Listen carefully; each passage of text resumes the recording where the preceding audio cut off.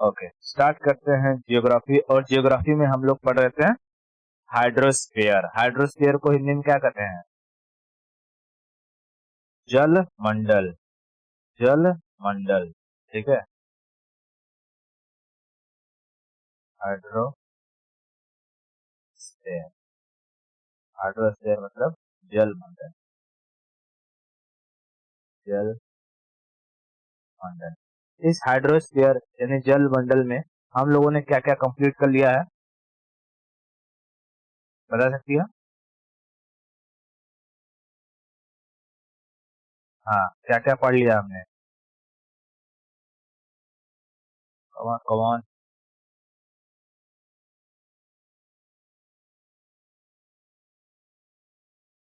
हमने Tide and ewe पढ़ा है, ठीक है। Tide and ebb. उसके बाद ओशियन रिलीफ पढ़ लिया, ओशियानिक रिलीफ, ठीक है। ओशियानिक रिलीफ पढ़ लिया। और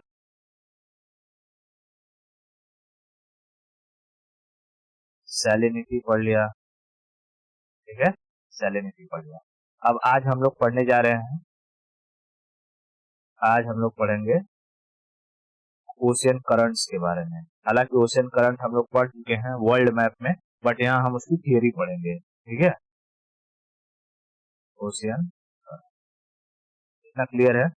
समुद्री जल धाराओं, ठीक है। हम यहाँ पर कौन कौन सी करंट होते हैं उसके बारे में नहीं पढ़ेंगे, क्योंकि करंट कहाँ कहाँ से जनरेट होती है, कौन कौन का नाम क्या होता है, ये हम लोगों ने वर्ल्ड मैप में देख लिया है। यहाँ पर हम उसकी सिर्फ थियरी के बारे में पढ़ेंगे कि गर्म जल धारा है और ठंडी जल धारा है, मिलेगी तो क्या बनेगा, किसके लिए अच्छा होगा, किसके लिए खराब होगा, ठीक है। इन सब के बारे में हम लोग इसमें स्टडी करेंगे। इतना क्लियर है?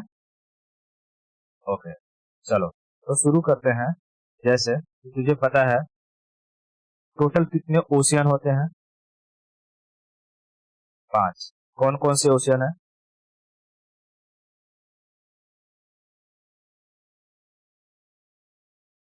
पैसिफिक, अटलांटिक, अटलांटिक, ठीक है। Indian, Indian. उसके बाद आर्कटिक, ठीक है। आर्कटिक और ये सदर्न, ठीक है। Southern ocean. ये टोटल 5 ओशियन है। इन पांचों ओशियन में जनरेट होती है करंट। इन पांचों ओशियन में जनरेट होती है करंट। जो करंट इक्वेटर से निकलेगी उसे हम कहेंगे वार्म करंट, और जो करंट पोलर रीजन से जाएगी उसे हम कहेंगे कोल्ड करंट। क्या कहेंगे? कोल्ड करंट है। वार्म करंट किसे कहेंगे? जो इक्वेटर से आएगी। और कोल्ड करंट जो पोलर से आएगी, ठीक है। कोल्ड। देख, वार्म करंट की स्पीड ज्यादा होगी या कोल्ड करंट की? कोल्ड करंट की। कोल्ड करंट की स्पीड ज्यादा होगी, क्योंकि पोलर रीजन में प्रेशर ज्यादा रहता है, हवाएं बहुत तेजी से चलती है। तो हवाएं जब तेजी से चलेंगी तो ये धाराएं भी, यानी ये पानी भी तेजी से बहेगा, है ना। पानी भी तेजी से बहेगा। और वही हम इक्वेटोरियल रीजन की बात करते हैं, तो इक्वेटोरियल रीजन में जो एटमॉस्फेरिक प्रेशर होता है वो कम होता है, लो प्रेशर होता है, हवाएं गर्म होकर ऊपर उठ गई रहती हैं, इसलिए उनकी स्पीड नीचे कम रहती है, उनका टकराव समुद्र के पानी से कम होता है। इसलिए जो वार्म करंट है वो वार्म करंट कोल्ड करंट की अपेक्षा स्लो रहती है, ठीक है। हाँ, तो यही सब कभी लिखना है इसमें। ओके, तो पहले हम लोग ये जो करंट करंट कर रहे हैं, करंट में 3 चीजें समझते हैं, ठीक है। कि करंट क्या होता है, करंट क्या होता है। दूसरा ड्रिफ्ट, ड्रिफ्ट। और तीसरा स्ट्रीम, स्ट्रीम, ठीक है। स्ट्रीम। देख, ये सारी की सारी चीजें डिपेंड करती है पानी की स्पीड का, स्पीड में, ठीक है, फ्लो में। देख, करंट क्या होता है कि continuous flow of ocean water, continuous flow of ocean water from one place to another place called current. बोल, करंट क्या कहते हैं? करंट किसे कहेंगे?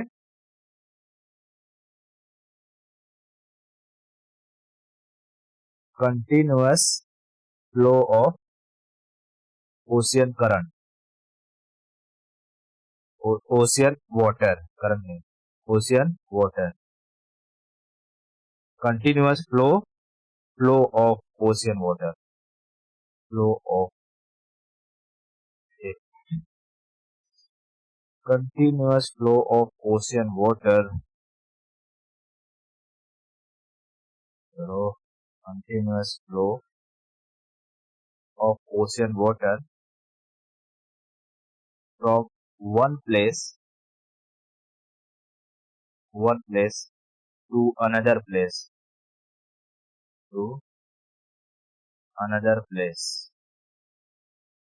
called current. ठीक है, called current. अब ड्रिफ्ट किसे कहेंगे? ड्रिफ्ट, करंट को कहते हैं धारा, ड्रिफ्ट को कहते हैं प्रवाह, स्ट्रीम को कहते हैं महाधारा, है ना, महाधारा। तो देख, ड्रिफ्ट किसे कहेंगे? जब कभी भी, ड्रिफ्ट कहेंगे जब कभी भी दो अपोजिट करंट, कोल्ड करंट हो या वार्म करंट हो, ठीक है, दोनों अगर अपोजिटली आकर के टकरा रहे हैं तो टकराने की वजह से इनकी स्पीड स्लो हो जाती है और वहां से एक तीसरे करंट का जनरेशन होता है जिसे हम लोग ड्रिफ्ट कहते हैं। ठीक है, ड्रिफ्ट कहते हैं, यानी कि ड्रिफ्ट हम किसे कहेंगे? When two opposite current collide with each other creates another current called drift. ठीक है, ओके, तो ड्रिफ्ट जनरेटेड, या हम यहां लिखते हैं when two opposite current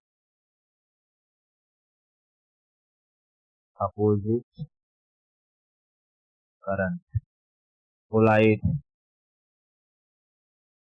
with each other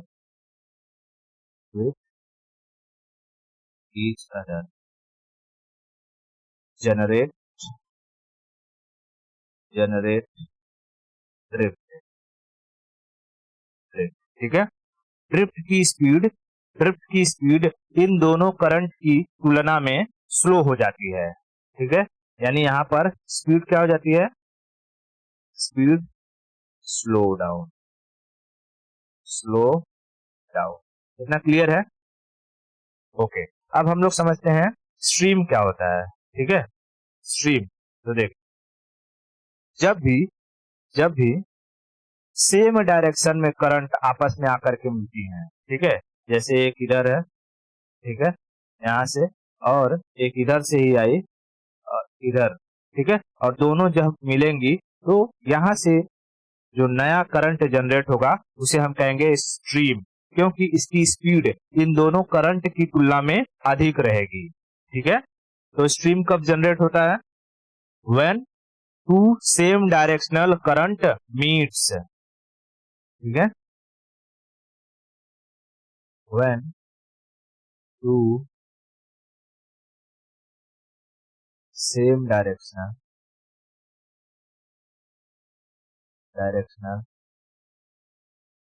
current meet each other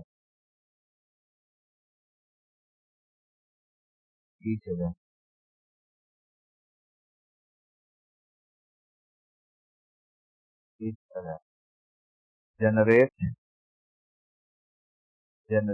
stream. ठीक है, इस स्ट्रीम की स्पीड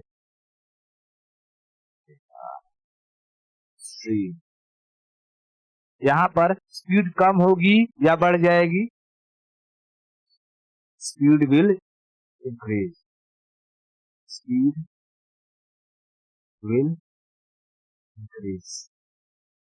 ठीक है, इंक्रीज हो जाएगी। ठीक है, इंक्रीज हो जाएगी, तो मैं यहाँ कह दूं ये जो निकलेगा ऐसा, ये क्या कहलाएगा? स्ट्रीम। ठीक है, ये स्ट्रीम कहलाएगा। इतना क्लियर है? देख, ये हो गया वार्म करंट, ये करंट 1, ये करंट 2, और ये तीसरा निकलेगा, इसे हम क्या कहेंगे, ड्रिफ्ट है। ठीक है, ड्रिफ्ट है। और फिर ये है करंट 1, ये है करंट 2, यहां से जो निकलेगा इसे हम क्या कहेंगे, स्ट्रीम। स्ट्रीम, इतना क्लियर है? ठीक है, मैप पर मुझे बताना क्या होगा। ठीक है, मैप पर मुझे बताना कि क्या होगा। देख, यहां से आ रही है, यहां से आ रही है एक वार्म करंट। ठीक है, एक वार्म करंट, और यहां से आ रही है एक कोल्ड करंट। ये दोनों टकराई, ये दोनों टकराई, तो यहां से एक नए करंट का जनरेशन हुआ। बताइए ग्रीन वाला करंट क्या कहलाएगा, ड्रिफ्ट। ठीक है, ये कहलाएगा ड्रिफ्ट, ये कहलाएगा ड्रिफ्ट। इतना क्लियर है? ओके, अब वैसे ही देख, एक यहाँ करंट यहाँ से जा रही है। ठीक है, यहाँ दो भागों में डिवाइड हुई, आगे गई और यहाँ से गई आगे, ये दोनों यहाँ पर आकर के मिली और यहाँ से एक तीसरा करंट जनरेट हुआ। ठीक है, तीसरा करंट, इसे हम क्या कहेंगे, इस ग्रीन वाले को, स्ट्रीम। ठीक है, स्ट्रीम। ठीक है, इतना क्लियर हो रहा है? ओके, ओके, बहुत बढ़िया। ठीक है, अब ये हो गया। मैं यहाँ लिखता हूं कि ये जो करंट थी, करंट कितने टाइप की थी, करंट कितने टाइप की, दो, कौन कौन सी, वार्म और कोल्ड। ठीक है, वार्म करंट अगर मैं बात करूं, warm current, warm current, warm current कहां से जनरेट होता है, वार्म करंट पोलर से जनरेट होगा, generates from equatorial region, equatorial region. ठीक है, इक्वाटोरियल रीजन। इसकी स्पीड, इसकी स्पीड पोलार के अपेक्षा कम होगी या ज्यादा होगी, कम होगी, speed lesser than polar current. क्यों, since low pressure, low pressure. ठीक है, लो प्रेशर। ठीक है, जब लो प्रेशर रहेगा तो हवाओं का कांटेक्ट बहुत कम रहता है पानी के थ्रू। ठीक है, ओके, वार्म की स्पेलिंग सही है क्या, WARM होना चाहिए ना, वार्म करंट, WOR, WARM सही है। ठीक है, उसके बाद हम कहते हैं कोल्ड करंट। ठीक है, cold current, cold current, cold current कहां से जनरेट होगा, जनरेटेड फ्रॉम पोलर रीजन। ठीक है, पोलर रीजन, इसकी स्पीड अधिक होगी, स्पीड तेज होगी। ठीक है, वजह क्या है, यहाँ हाई प्रेशर रहता है, हाई प्रेशर रहता है। ठीक है, हाई प्रेशर रहता है। इतना क्लियर है? ओके, अब मैं सब यहां लिख देता हूं कि किन किन वजहों से ये करंट जनरेट होती हैं। ठीक है, region, region for the generation of current. ठीक है, ओके, यहां समझना, region for the generation of current,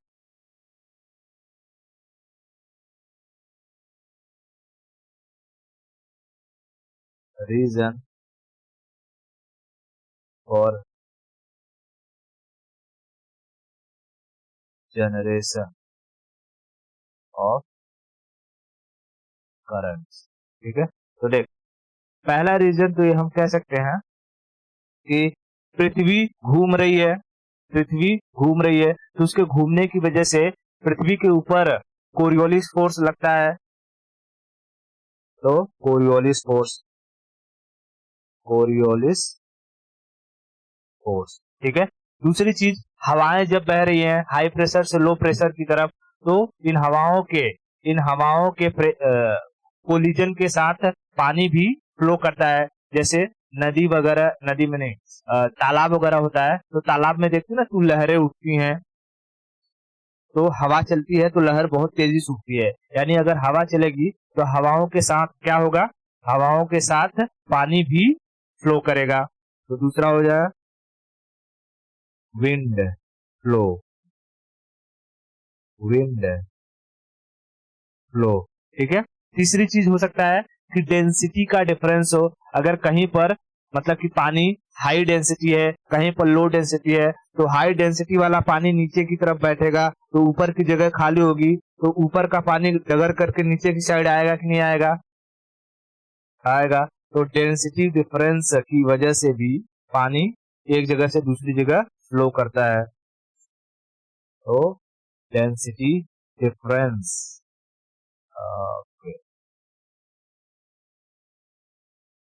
density difference, बात समझ में आई? Okay, okay. बता, अगर मैं डेंसिटी की बात करूं, तो हायर डेंसिटी वाला वाटर का लेवल, हायर डेंसिटी वाला वाटर का लेवल नीचे रहेगा, नीचे रहेगा या ऊपर रहेगा, नीचे रहेगा। क्योंकि कोई भी चीज अगर भारी है तो भारी चीज हमेशा नीचे की साइड चली जाती है, नीचे की साइड चली जाती है। तो मैं यहां लिख देता हूं, हाई डेंसिटी का लेवल लो रहेगा, लो लेवल, ठीक है।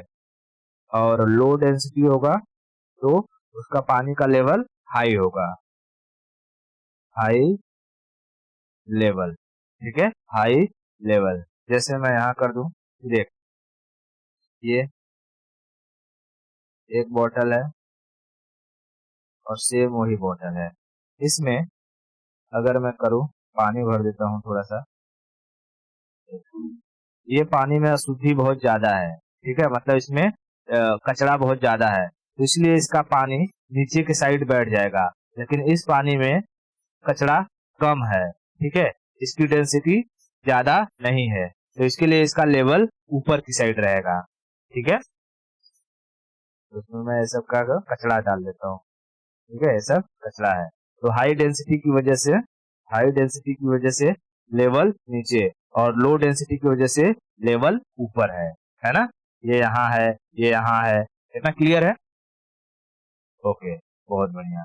अब तीसरी चीज क्या है, तीसरी चीज मिलेगी। चौथी चीज हो सकता है कि टेम्परेचर डिफरेंस की वजह से, जैसे जैसे पोलर रीजन में टेम्परेचर कम होता है, ठीक है, पोलर रीजन में टेम्परेचर कम होता है, जिसकी वजह से वहां हाई प्रेशर ज्यादा होता है, तो वहां से जब हवाएं इक्वेटर की तरफ चलती हैं, तो वहां से पानी भी इक्वेटर की तरफ चलता है कि नहीं।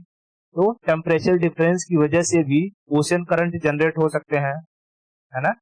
हाँ, तो मैं यहाँ पर लिख देता हूँ चौथा number, temperature difference, temperature difference, ठीक है। यहाँ लिख देता हूँ पोलर और इक्वेटर, पोलर और इक्वेटर, इतना क्लियर है? ओके, ठीक है।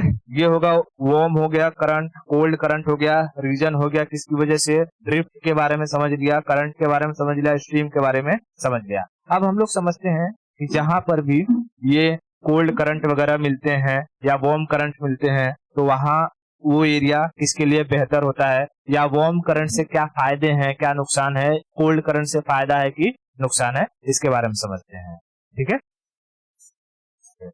अब देख, पहले हम ओशियन करंट्स के बेनिफिट्स के बारे में समझते हैं। बेनिफिट्स ऑफ ओशियन करंट, ठीक है, ओके। अब जहां पर भी, पहला चीज क्या है कि जहां कोई ऐसा जगह हो जहां पर गर्म जलधारा है, वार्म करंट, और नीचे से ठंडी कोल्ड करंट आकर मिलेंगी, तो वहां का पानी क्या गर्म रहेगा या ठंडा रहेगा?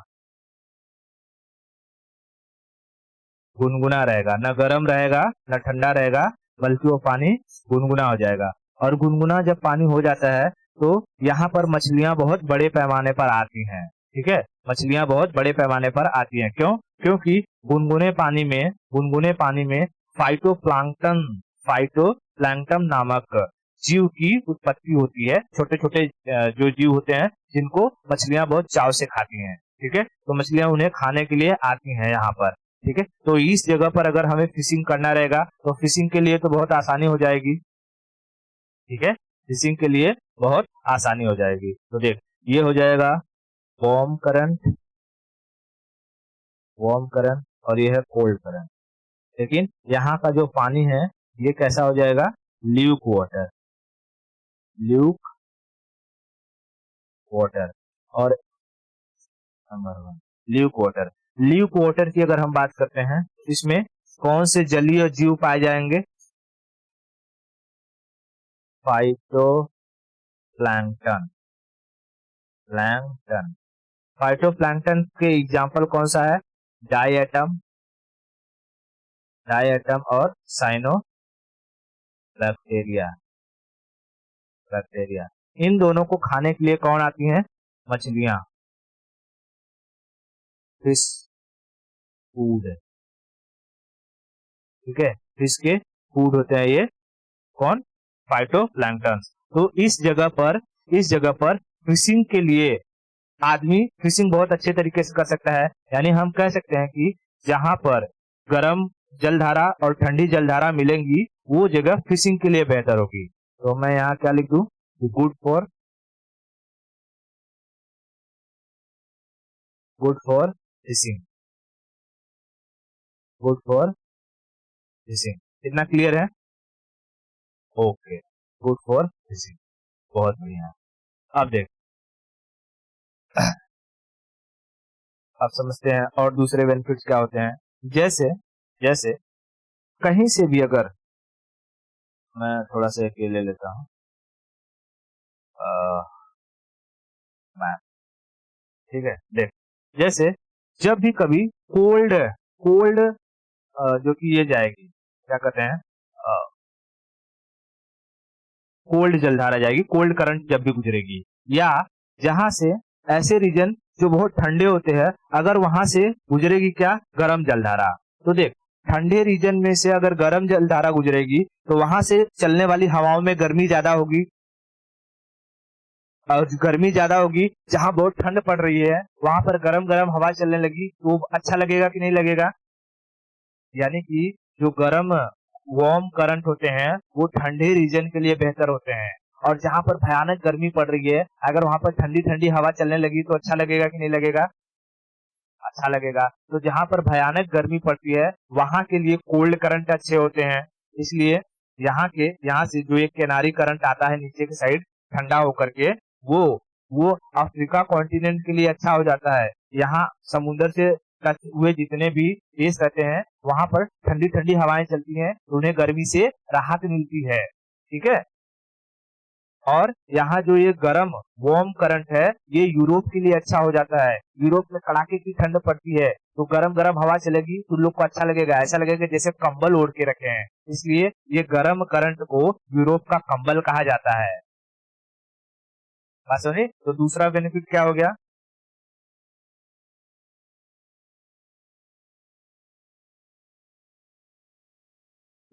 दूसरा benefit, warm current warm current good for good for good for cold region cold region. ठीक है, लाइक यूरोप यूरोप और वहीं पर जो कोल्ड करंट होती है, कोल्ड करंट, ये किसके लिए अच्छी होंगी? Good for good for hot reason hot reason. Example में अफ्रीका, अफ्रीका, ठीक है, इतना समझ में आया? ओके, बहुत बढ़िया, ठीक है। अब देख दूसरी चीज, तो तूने समझ लिया कि चलो ठीक है, अच्छा वार्म करंट है, यूरोप के लिए बहुत अच्छा है, हवा गरम गरम चलती है, यहाँ पर ये लोग अपना सर्वाइवल अच्छे से कर लेते हैं। लेकिन यही वार्म करंट है जो ऐसे रीजन में पहुंचे जहां पर ठंडी में पूरा का पूरा बर्फ जम जाता हो, तो अगर कहीं बर्फ जमा है और वहां पर गरम गरम पानी डालेगी तो बर्फ पिघल जाएगा कि नहीं पिघल जाएगा? पिघल जाएगा, ठीक है। तो इसके लिए जो वार्म करंट होता है ये ट्रेडिंग के लिए बहुत बेहतर हो जाता है, ठीक है। यहाँ रसिया का है एक मुर्मुस्क, मुर्मुस्क बंदरगाह, मुर्मुस्क पोर्ट। उस पोर्ट को यहाँ से जो जाती है हमारी गल्फ स्ट्रीम वो बचा लेती है, गरम गरम जलधारा रहती है वो उसे बचा लेती है। तो हम कह सकते हैं कि वार्म करंट किसी भी जगह को फ्रीज होने से बचाती है, ठीक है। तो तीसरा चीज मैं यहाँ लिख सकता हूँ, वार्म करंट,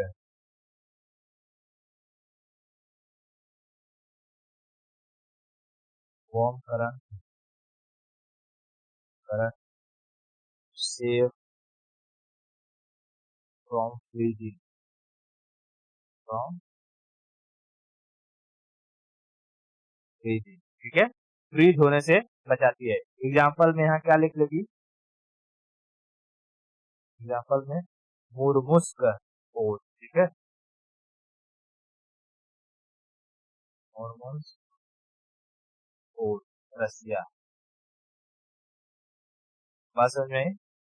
रसिया, इतना क्लियर है? ओके, चल। अब जो मैंने बेनिफिट्स मुझे दिखाए हैं, मैं अभी करंट के जरिए उस करंट का क्या नाम है और किसके लिए बेहतर है वो बता देता हूँ यहाँ पे, ताकि तुझे समझ में आ जाएगा, ठीक है। ओके,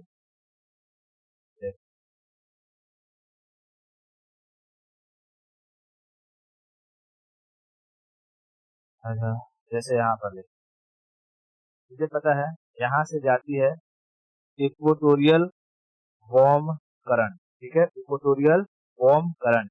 ये इक्वेटोरियल वार्म करंट जो रहती है ये कैनारी में टकराती है, सॉरी कैनारी बोल रहा हूँ, कैरेबियन में दो भाग में डिवाइड होती है, फ्लोरिडा और एक कैरेबियन, और आगे जाकर के बनती है gulf stream, gulf stream, gulf stream से आकर के यहाँ टकराता है कौन?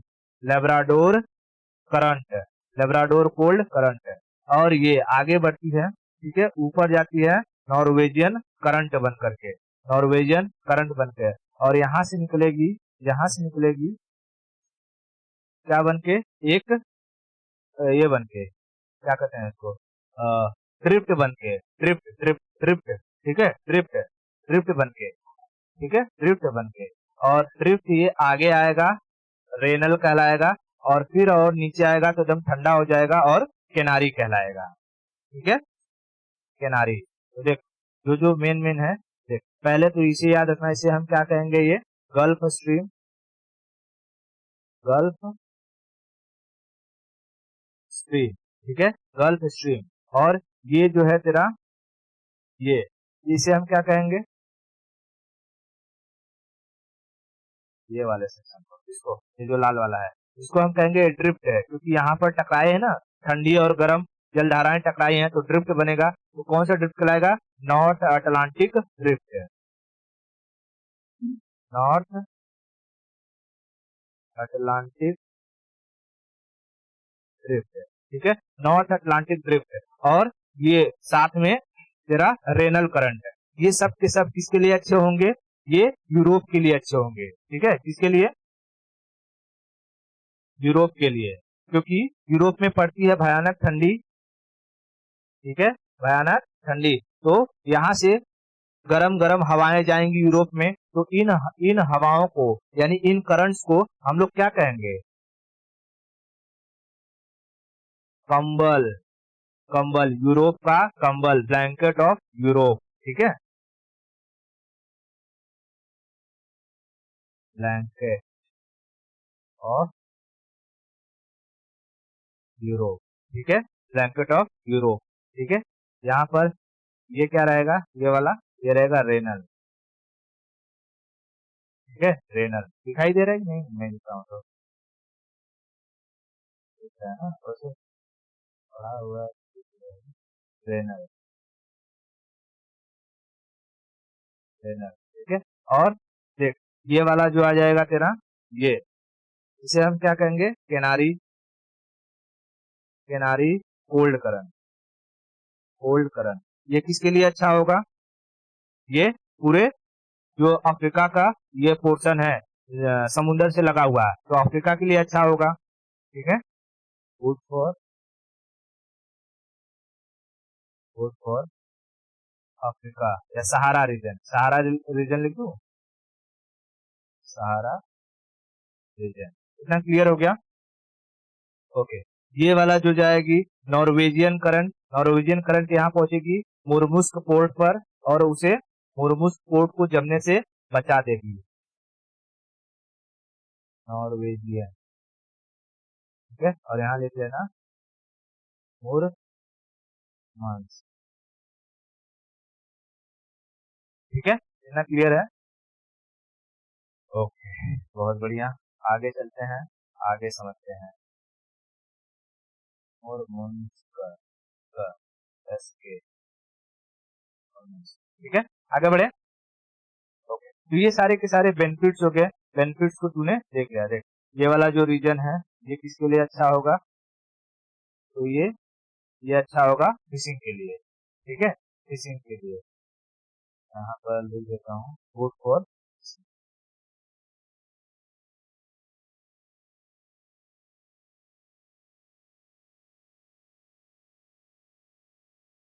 फिशिंग के लिए अच्छा होगा, ठीक है। दिख रहा है कि नहीं दिख रहा है, काला काला मेरे को तो कलर ही नहीं रहा है इसमें,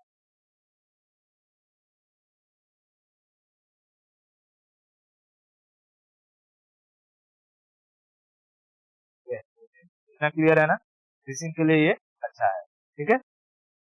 अब हम समझते हैं कि इसके डीमेरिट्स क्या है, यानी लॉस क्या है, ठीक है, लॉस क्या है, आगे देखते हैं। ये सब याद रखे रहना है कौन कौन सा करंट है, नहीं तो सब गड़बड़ हो जाएगा। और जब मेंस में लिखना तो ये सारी की सारी चीजों को बताना कि कहाँ कहाँ क्या है, ठीक है।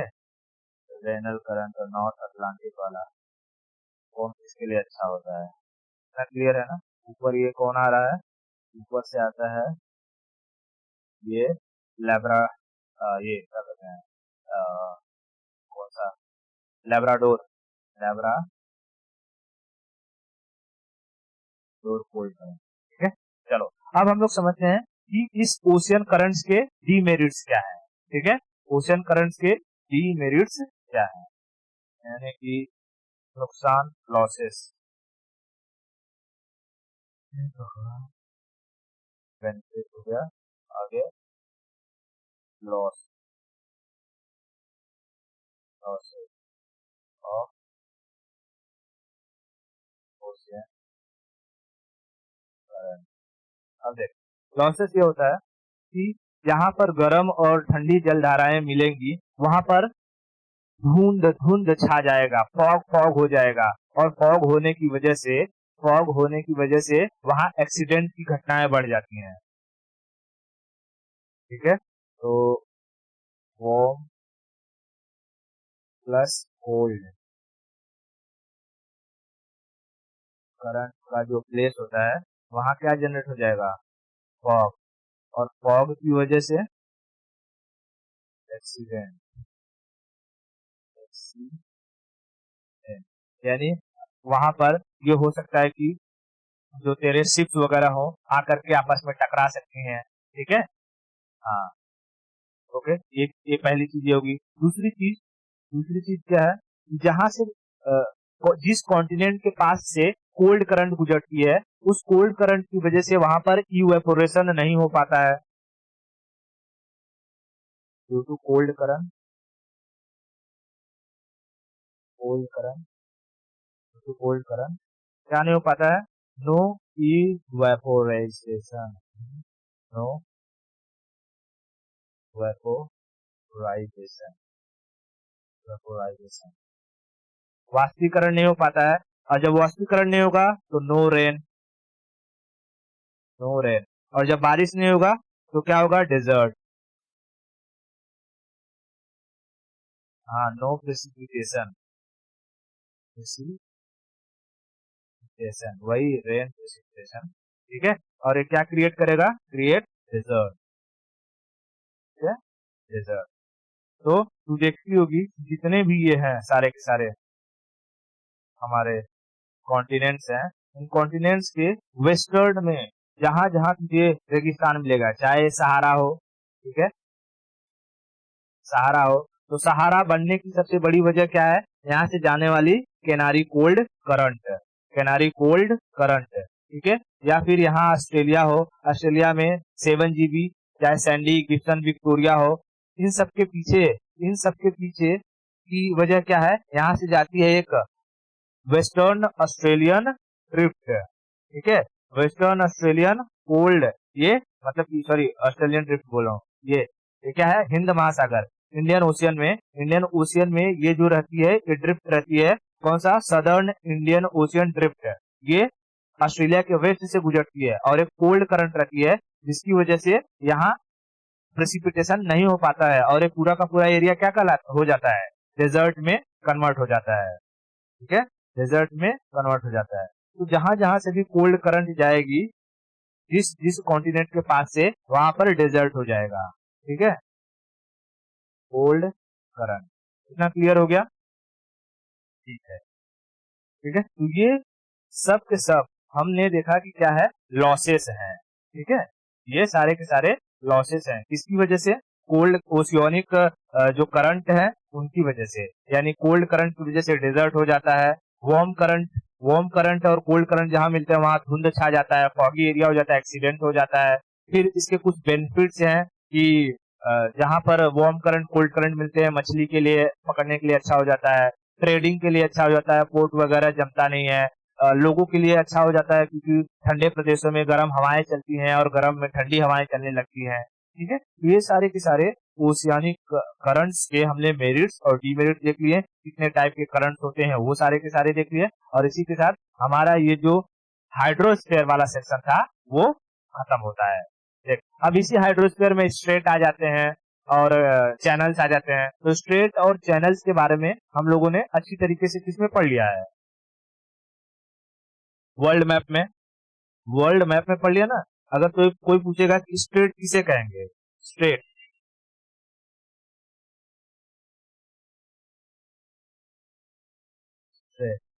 स्ट्रेट यानी, स्ट्रेट यानी,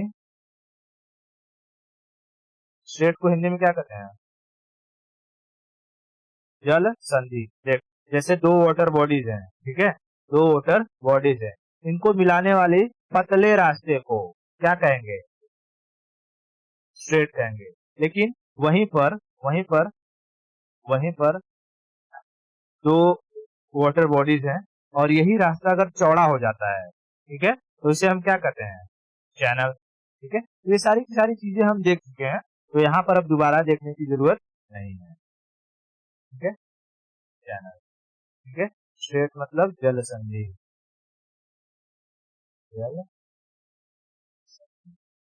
क्लियर हो गया ना। हाँ, ये होता है वाइड और ये होता है नैरो, बस इतना सा ही फर्क होता है। Water body, water body, water body, water body, water body, ठीक है। ओके, और इसी के साथ हमारा जो हाइड्रोस्फीयर वाला सेक्शन था वो पूरा कंप्लीट होता है। आज के लिए इतना रखते हैं, आगे की स्टोरी नेक्स्ट लेक्चर में देखेंगे, ठीक है।